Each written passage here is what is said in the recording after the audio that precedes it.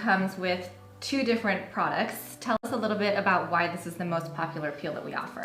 So not only is it the most popular peel that we offer, it's also an award-winning peel.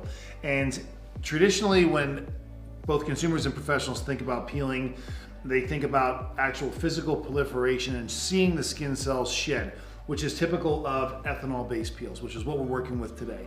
At CIRCADIA, we have two categories of peels: ethanol base and then also gel base. The ethanol base is usually indicative of a higher level of activity, physical peeling, and this one is really a middle of the road. It's actually a half Jesner composition. So when we look at a Jesner peel, it has a very specific percentage of lactic, salicylic, and resorcinol at 14% of each. What we've done with this composition is we've cut those in half to 7% of those actives, but we've added an additional 9% mandelic. So really, when you look at it, it's still about 30% accumulation of actives. To get a little bit of additional activity from that peel, we also have our vitamin A accelerator, which is a 2.5% retinol. So it's really meant to be done as a system, applying the peel first, letting it sit for the allocated amount of time, and then applying the vitamin A accelerator. And generally speaking, you wouldn't want to do a stronger, more intense peel on your higher Fitzpatrick skin types, but we know that this one was actually designed for skin of color. Can you tell us a little bit about that? Oh, sure, of course. So it was, again, specifically designed for darker Fitzpatrick types. I mentioned the Jesner peel, which CIRCADIA does offer a Jesner peel, but conventional wisdom tells us, because of how active and aggressive it is, that we can't do that treatment on Fitzpatrick types any higher than a Fitz 3. So this one was designed for Fitzpatrick 4s, 5s, borderline 6s, but again, there's a certain amount of pre-treatment that's required. By lowering the actives that we find in a traditional Jesner, it makes it a little bit more safe for those darker skin types, but also by adding the 9% mandelic acid. Mandelic is specific for treating pigmentation.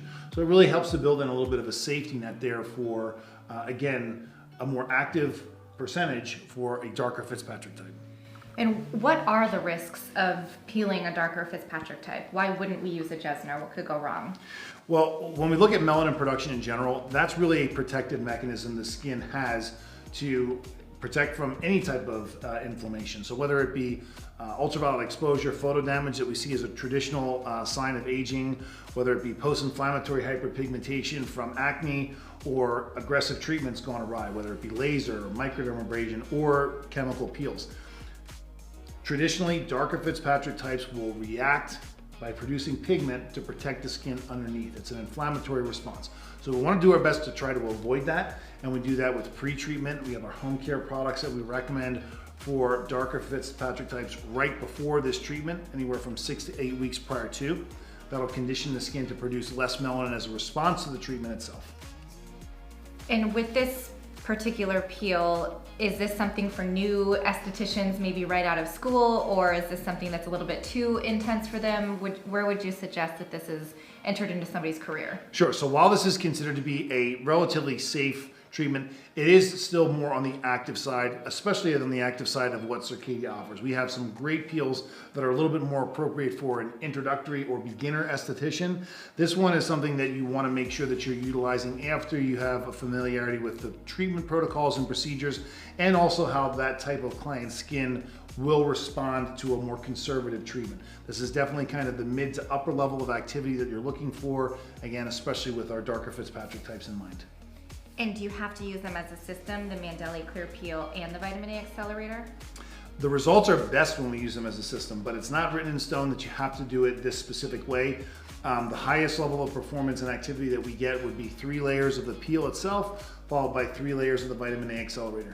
There's variations of 1 layer of each, 2 layers of each that we can work with. Once again, you have that level of familiarity with working with the product, but typically no.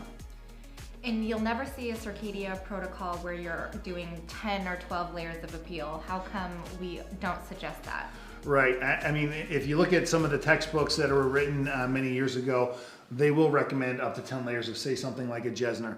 A lot of times that has to do with the level of concentration of each of the acids, right? So while you have a traditional composition of Jesner on the label, whether it be CIRCADIA or brand XYZ, it looks very similar on the label, but if you're dealing with variations of strength of the individual acids, for example, if you're buying a different grade or a lower grade of the acid, it may be a little bit less on the overall activity side. With Circadia, we're dealing with very high levels of activity of each of those individual acids, so it's got a heightened level of performance when it's together blended in the traditional composition.